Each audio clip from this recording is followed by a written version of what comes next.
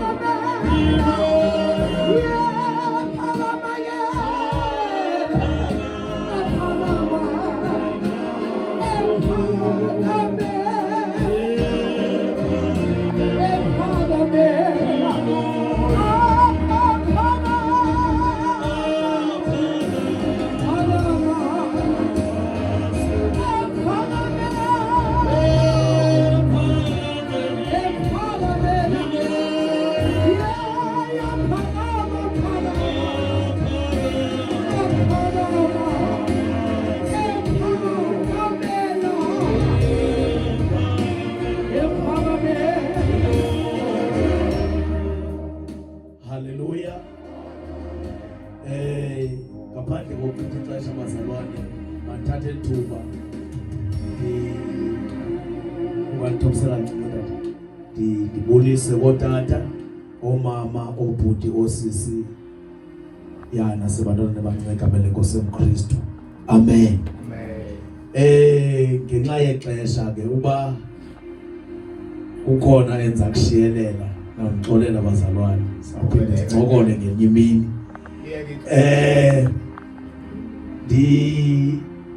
Zazi seqala lo ume phambi kwenu ndinguvuyo lwethu ngowakwaMnqawuli. Ndiyazalwa eNgcobo, ndihlala kwaLanga, ndiyakhonza ke phana bazalwane, ndiyakholwa. Ndibulele kakhulu, nditshilo kutata umonakalo, siyaqala nobonana, siyaqala ubonana ubuso ngobuso. Ndicela ezifowunini nomama ndiyombona namhlanje. Siqhelene efowunini bazalwane. Amen. Into zikaThixo. Enyanisweni kudala ndisithi ndiyeza apha. Utata umonakalo unyanisile. Dala ndisithi ndiyeza. Into eyandenza ndirhalela uza apha ukuva imfundiso, hayi ukuva. Kukhona abantu abathi ke ngibone pha ku TikTok nako Facebook abantu nethi babona abantu kukhithwa athi ibazalwane, hayi ndiyafuna ukuzapha. Ndiba lento lo muntu imncane lo bakayepha bayathanda udlala kabantu. So ke mna ndikhonda idonswa into efundiswayo. Ingoma ndiyayazi ngoba kwa ingoma ephuma ebantwini abangafumananga nto ayinyanisekanga loyo. Futhi yilento nangoku kuculwa kwa kodwa ke sayicokola ngenye ilanga. Kuhlatyelelwe kwa mhlabeni nangoku masikwafika kusithiwa imihlabeni lisithi imihlabelelo ungumaxhoba yakhawuleza unyangele emihla kwathiwa nguYesu lo, kanti ngunyana womprofethi uIsaya. kuhanjwe nemihlabelelo. Abanye ngapha bahlabelela abantu izinto obonayo ba aziqondananga nemfundiso Yesu. So ke kuyingxaki ke ukudonswa ngabantu becula. Futhi ndiye ndiqonde uba ndinexhala nangumuntu othi ndeza apha mna ngenxa yomculo. Qonda uba ingxaki le saba sengxakini xa umuntu ethe edlula wava intoni. Funeka umuntu eve ntoni? Ilizwi likaThixo. Kuyingozi ke abantu omnye athi mna ndangena apha ngenxa yento yoba ndandingaphilanga. Omnye athi hayi yabona mna intlungu yayiphethe. Ubonana uba emveni bakulunge inhlungu akasayiqondi agenda yokukhonza uThixo yoba ayimanga ngenhlungu kodwa is about ukungamelizwi. Siyabona bathandekayo, seqalile ukuthetha ke ngishumayela ke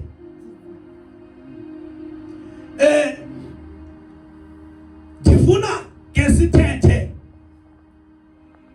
ngobukumkani. Xa sithetha ngobukumkani sithetha ngantoni?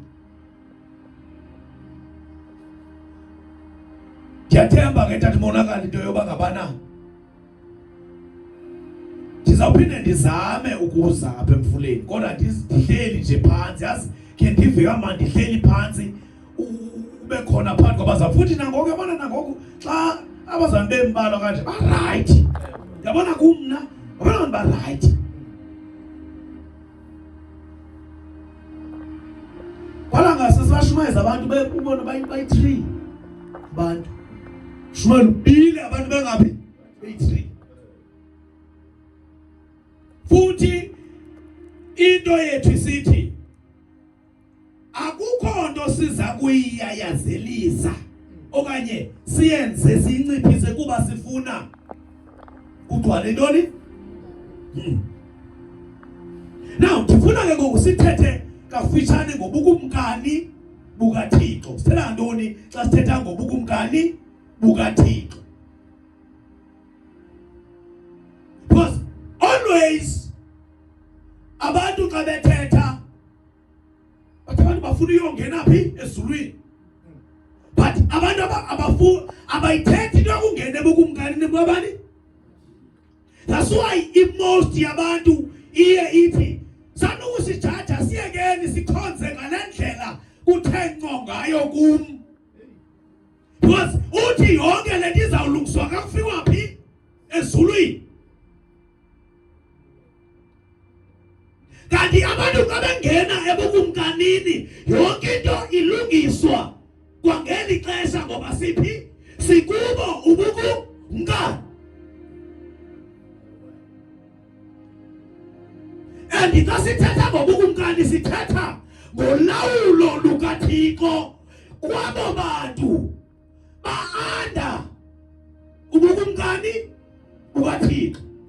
And inkosi yobukumkani nguYesu. That's why engekho umuntu onganqula uThixo engangenanga ngale nkosi emiselwe ukulawula obukumkani.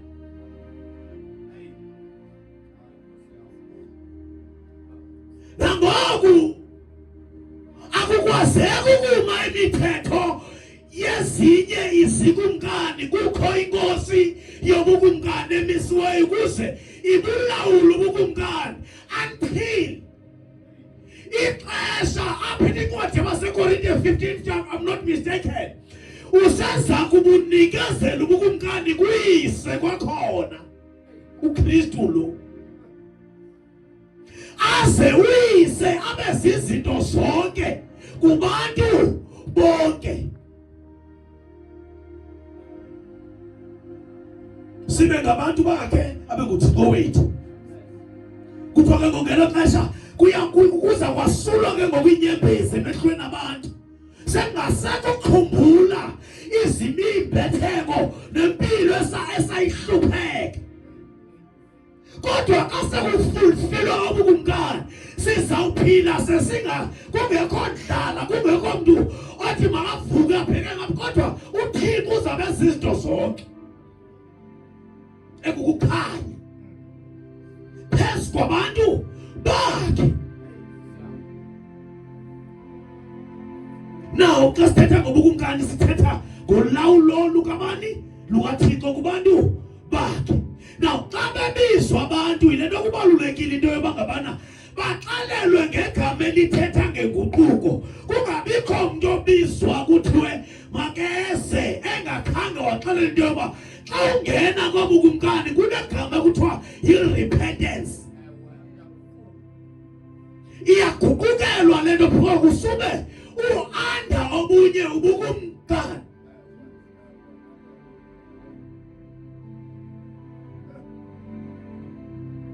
Jonga ke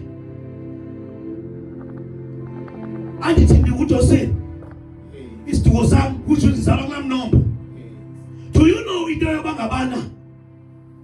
Ukuba ngudosini nje akukathethi into yobangabana uyakwazi uba ngumamqwathi okanye ube ngumqwathi kodwa uphume kwi-kingdom yakomqwathi. Because i-kingdom yilento eza kurulisa into yoba uza kwenza le ngexesha elithile wenze leya ngexesha elithile njengomntwana wasemaqwathini uphila kanje, which means now singena kwi-kingdom apho.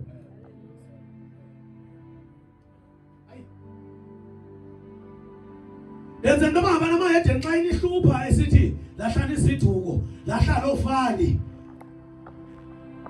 ungabe ushukumise iqondo hey nyani uthi xa uthetha uthi wena hayi fanele ungukristu ngwabakristu uzama isiduko esithile usithatha kukhona lento okuthiwa yi-kingdom.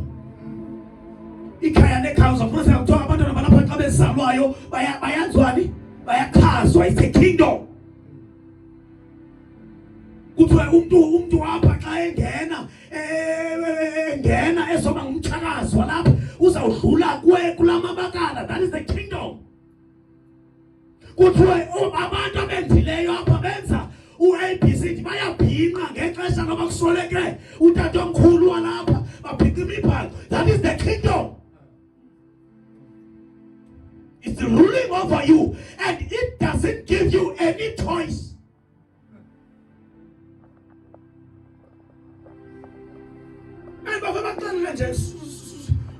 Lula xa wendile kuthiwe abakhumbula kaloku weza uze emathileni apha. So ngamanye amazwi uphansi kobukumkani basemathile.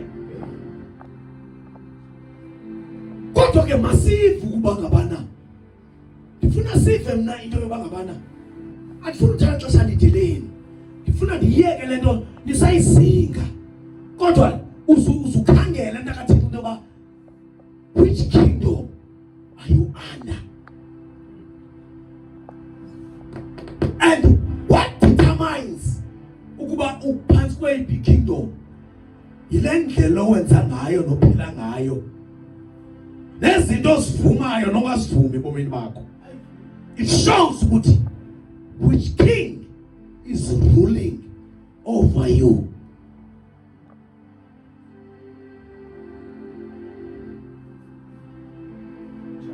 Cela sibambe le ncwadi kaMarko. Cela sibambe le ncwadi kaMarko.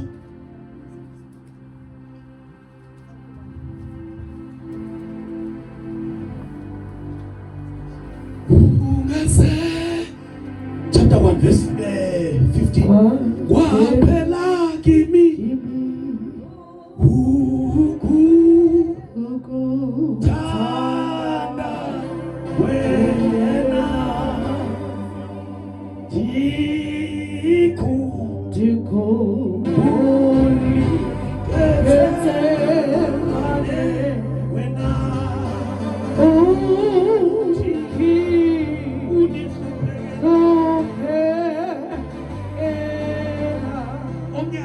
Luka 17 verse 20 to 21.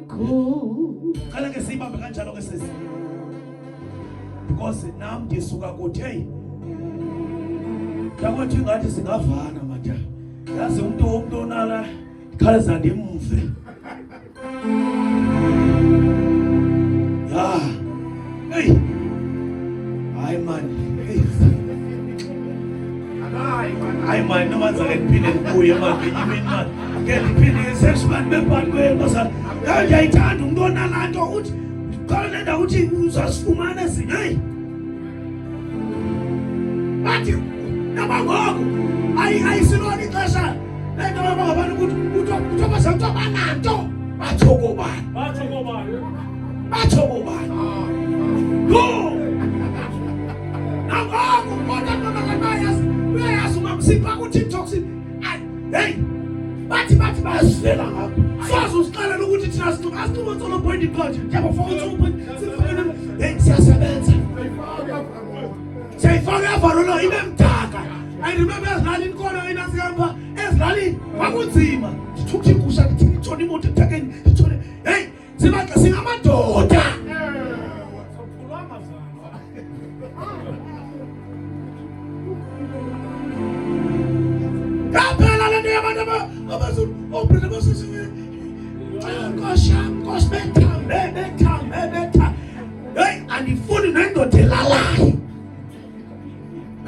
Ubusuku ndawulala ngo-11.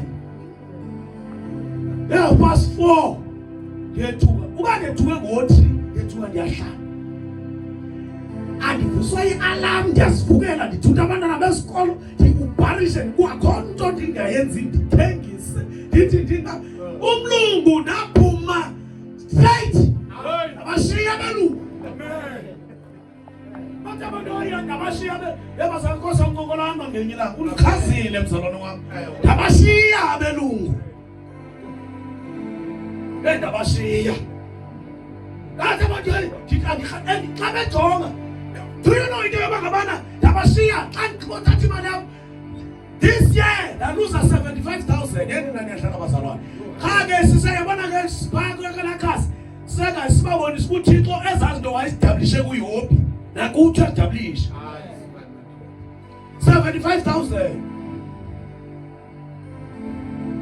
Hayi ndave ndathi sose ndikubuza ukuphi sose ndithi bephi uThixo ngeke ndimbuza. I know that at the time abantu abaskemayo babehleli beplana he knows everything. Yabe 75,000. That last year sivala unyaka sekhayilitsha nathi kuzobe kunzima kulonyaka as long ingalo zami sekumnamilenze nengqondo yethu kumkandi skenywa ndithenga le moto le ndihamba ngayo thathi H1 ungichonta zolonyaka ndimkanda ebujenda bheke ezilalini ndabuye ndaphindiphindelele ndathi wasike wanithiya uThixo 2 uyenza njani 2 last 5,000 andiva noma ngathi hambe ngathi kwahambe 75 rand. Aya sizontamentebe bazalwa siyamiswa ngamaxesha obubi sikhasiwe nguThixo umenga uthi undikhoya wherever uSathane ehlasela khona into esime ngayo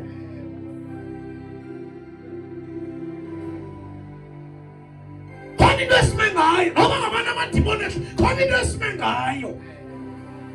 Nithi iBhayibhile abantu bazalwane uThixo uyodla intandane yakhe ilele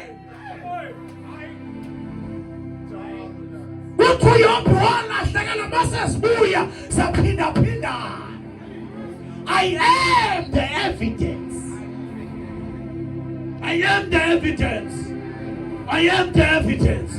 Noma umama notata bengasekho abantu bacinga lithi sangathi bangakho bazobona imisebenzi kaThixo phezu komntwana wabo andibe ndilila ndithi uma ngibebekho ngekungekho nje. God is everything. Uyikho konke sikudingayo. Isikolo nje ndithetha ndithi isikolo ndandifundela uyeka ndandingafundela uba ndipase zange zibone ndiseofisini ndithi ukusebenza ndandisebenzela uyeka ndandingasebenzeli into yoba ndandingaziboni uba ndiyaphangela kodwa ndiyavuka ndiphatha isitafutini ayinangxaki ungaphangela mzalwane wam ayinangxaki sesingabona makuvulekela ukuthi ungaphangela kodwa ndandifundela uyeka. Never see myself ndingudokotela manje wathi ndiphefumla okanye ndisithi ebantwini mabeze andizange ndaziphupha ndiphambi kwe-laptop zange ndaziphupha ndine-ofisi zange iyi-one into ndandizibona ndiyikuthi iba yi-hardworker kodwa kona iimoto zandizibona izinishi nangoku ndizibona ndine-double stone. Yabazane I'm not the person othanda ukufumana ezo zinto yabo but kunezinto athi xa ndijonga ndikhuleka nehluphekayo but zanjenga ndizibona kwezinto ndingafundanga ndizibona andazibona ndiphinde ndiqalayo apho abazali bam babeyeke khona enhluphekweni. Ndixelela mna akekho uSathane akekho amadimoni akuthakatha khona yonke kunezinto endithi abazali xa ndithetha kwalapha bazalwane fanele nakho isifemelini yakho ubreake ama-rules.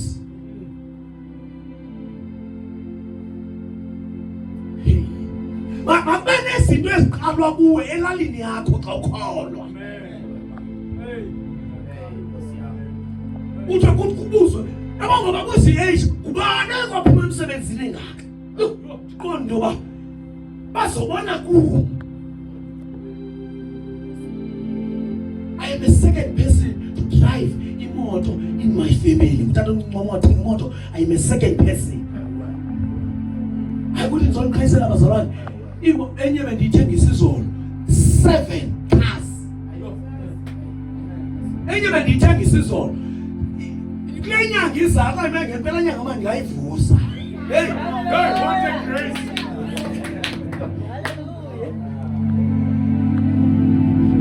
Uthixo ufuna ndinakhe kukhona umuntu ongathi uyekeyeke. Khona lo muntu ongathi uyekeyeke. Balo ongathi uyekeyeke. Balo wathembiyo.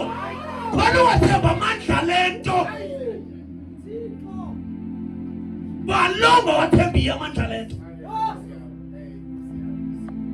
Kuba kumkanise kubo man asidinga ukuhlaba. Kwala lo mzalwane. Uthumeke ilithe kuba usika emhlaba mama ngangiqombela xa ebhubhile. Le kingdom inamandla le xa uhleli kwi-principles zayo. Inamandla le kingdom to push you to your success.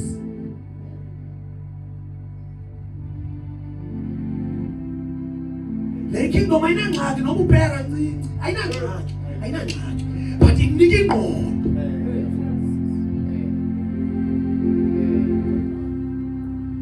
Yabona nithatha inkosi sinayihle ukona umuntu yabona kingdom exciting ukuba wena ugeme wase Cape Town nge 200 rand but you achieve nothing in your life.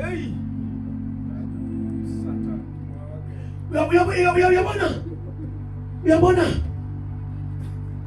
nihlale niji nyangena kwi competition. Esikhona kubusy abantu omnyuncibisa ngathi nalo ngenye mina inqobe ngathi tshona ngapha uthi usajongeleyo mama ngabanxibisa keke singathi nomsisi yakho nawe uyaqonda hey usengxakini kuthi usajongeleyo sisi babethe isani tshona ngapha omnye uthi usajongeleyo abethe nansi abethe ngapha inqolo abantu bakwi peer pressure abantu bakhonza uThixo njena balawulwa yi-kingdom of darkness. In their heart kulawula ubukumkani belihlabathi. Funda le verse ndehle ndihlale phansi. Funda Mark 1 verse 15. Verse 15. Yeah. Esithi lifikile ngokuyixesha. Luthwasile ulawulo lukaThixo. Lufikile ixesha. Luthwasile ulawulo lukaThixo. Ndiyayithanda le verse. Luthwasile ulawulo lukabani? LukaThixo. Ithini esilungwini? The time has come. Yeah. He said, the kingdom of God has come near. Yabona ndifuna ke njembe ndima ifuna esilungwini ndenza ngamabo. Ndifuna sisusele kule ngithi ubukumkani. Isiyazi uba njembe isithi phakaSixhoseni lufikile ulawulo lukabani? LukaThixo. Because xa sithetha nge-kingdom tata sithetha ngolawulo lukaThixo. So uYesu wayesithi ngoku njembe ebelapha ebona ukusebenza nokuhamba kwezinto esithi ngoku naloku ulawulo lukaThixo because after the cross ulawulo lukaThixo lwasebenza ngamandla. That's why umva bedlala ngepasika bethi kugqityiwe. That's why umva esithi kugqityiwe wayezama uchaza into yoba yonke into ebhale emthethweni ngaye uKristu laa mini yaba umnqamlezo yinzaliseko yezinto zonke ezabhala emthethweni. Now from that day ayikho enye into esayibona ngathi ikhona engathi uKristu uyayizama ngaphandle nquba wahlala nabixeshanyana emva koko wathabathelwa. Because ngoku ulawulo lukaThixo lwenze njani? I-kingdom kaThixo yenze njani bazalwane? Then now abantu funda ngole ncwadi kaLuka 17:20-21.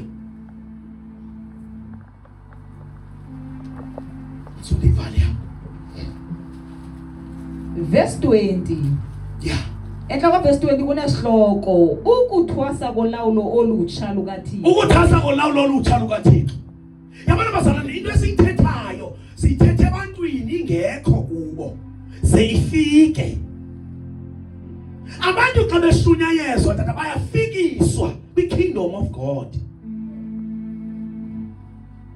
Ezinto zimane zithethwa ngabantu manje kuthiwa hayi sikushumayezela ungakhonza noba wenze njani noba ubheke no, we should start not preaching the kingdom of God, because the kingdom of God ibathatha abantu from kingdom to another kingdom, which is the kingdom of God.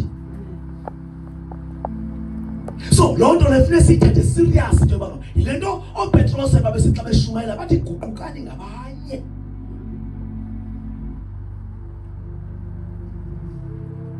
Yile nto umpostoli uPawulos wabathatha abantu wayena besikolo sikaTirano wayohlala nabo bebengathi banomdla wabafundisa ebafaka ebagcwelisela ngekingdom.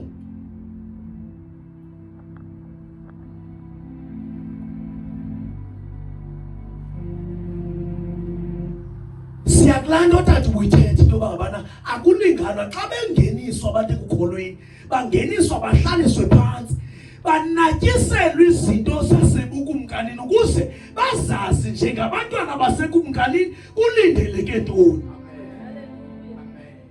Kanganginto yoba bade baxelelwe abantwana basebukumkanini ebukhosini phaya kwiinkosi ezi sizaziyo zisenyameni kude kuthiwe abantwana bapha abanakubehavior njengabantwana belali yonke ngoba bona baphantsi bokomntoni ngobukumkani.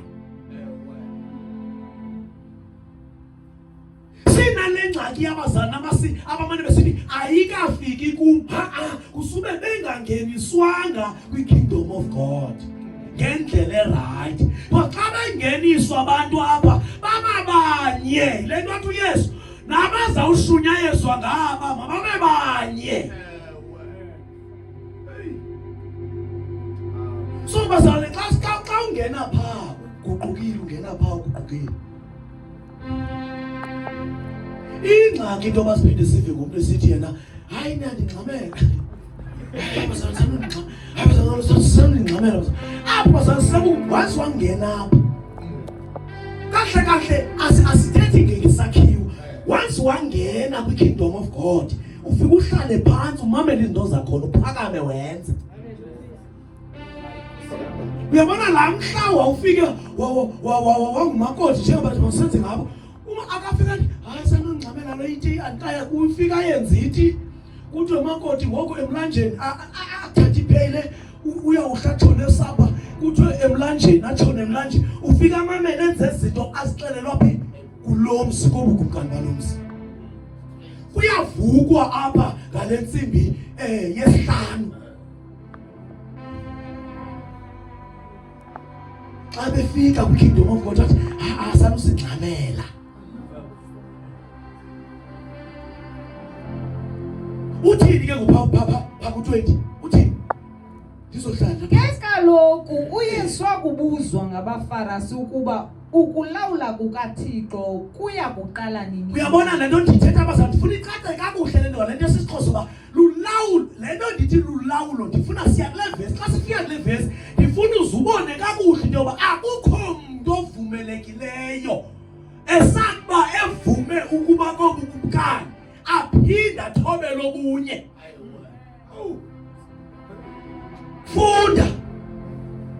Uphendule wathi ya ulawulo lukaThixo alubonakali ukuthwasa kwakhe. Ewe. Kananjalo akuyi kuthiwa nalu apha nalu yaphaya kuba kaloku ulawulo lukaThixo seluthwasile. Ya ke wathi kubo abafundi kuya kufika imihla yekeleyo kukhona iversion ethi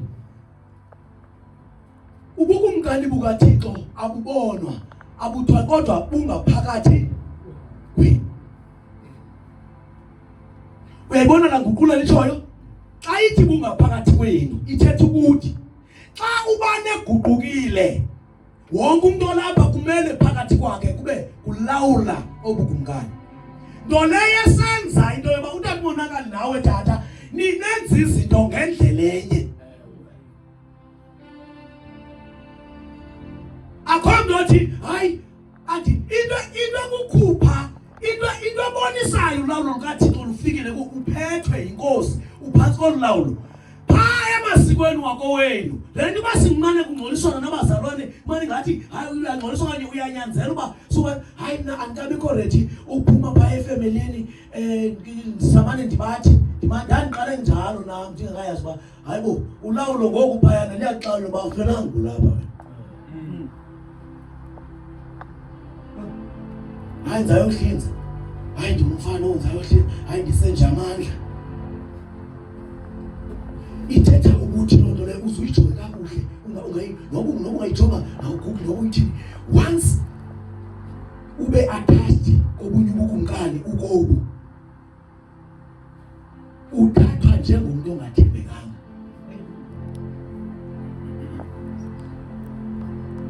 Ndithetha ukuthi loo nto leyo xa kujongene ubukumkani bako wenu nobukaKristu ucaca into yoba ngabana bobukumkani obubusayo kuloo mzalwane uthanda umonakala ngexesha azawuthatha isigqibo esithi hayi bazalwane ndiyacela into yoba ndimlendi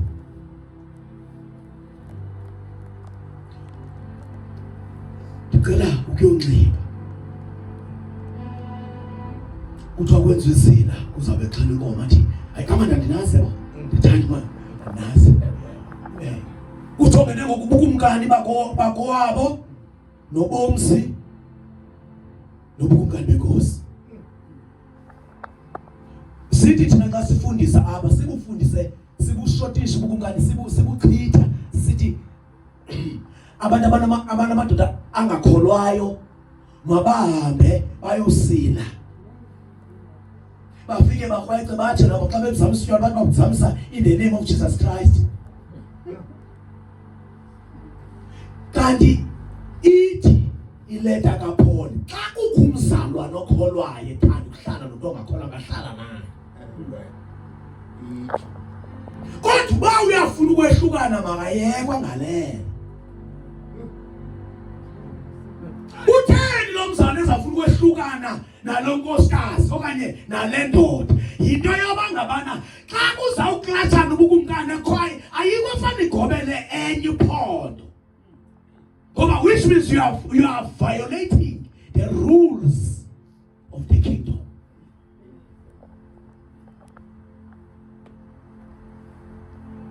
Hayi masonga hamba ifu ubukumkani apho siprova khona siprova thina xa wena uyeka hayi ndibayekile bandenza into njani ubuya sozoma uyinesyaca uyasicacisela into yoba le nsimbi lapha just because ubujozamela which means awubufumenanga ulawulo lukaThixo ngale ndlela fanele ubulifumene. Ngoba apha xa sithetha ngolawulo lukaThixo sithetha ngento ezabe ikuphethe ngaphakathi kwakho ethi hayi ithi ewe.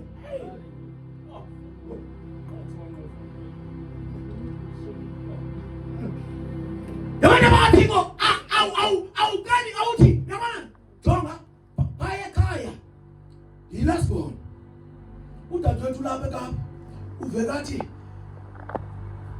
sekufike kule ndima yokufa athi ndiyakwazi akho ngxa indoda sizaya ngomgqibelo siyokhona ngomgqibelo sithini okanye sisuke si-athende loo nto xa kungekho nento ukhona into obona uba okay kunyanzele mhlawumbi utata kusoleke uthandabo okanye abantu kunyanzelekile abe yiphathi yaba bantu alawula. Kukho izinto eninikezela kuzo bazalwane bam ezikukunqula ezibonisa into yoba ngabana anibubambanga ubukumkani bukaThixo. Uba ngabana kulawulo uThixo ngaphakathi kwethu sinethemba elinoyolo elithi uKristu useza kubuya.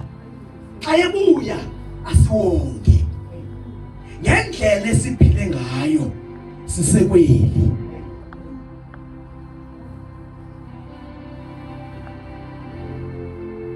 Sibinqelalayo nje besilapha emhlabeni. We are created to live here.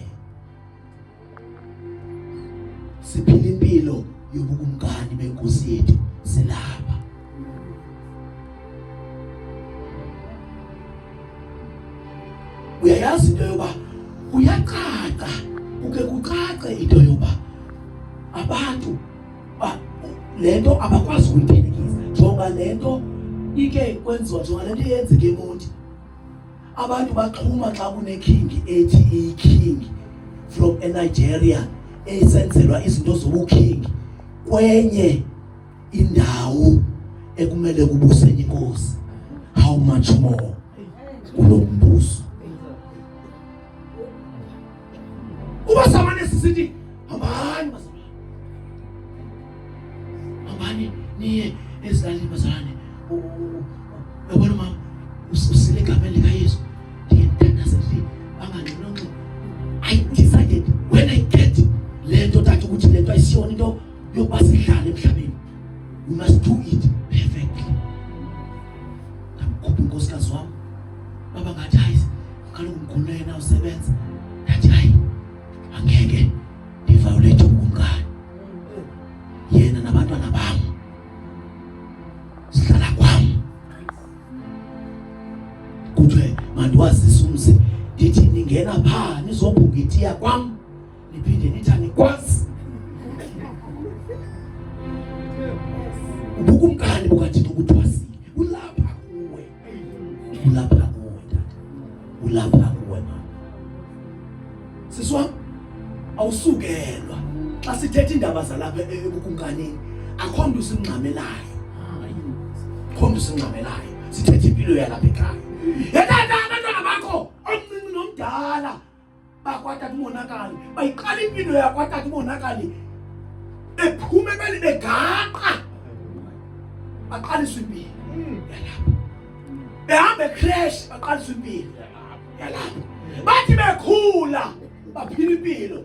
Aba bethu ngesibazalayo sithi bazazithuzela xa bena 15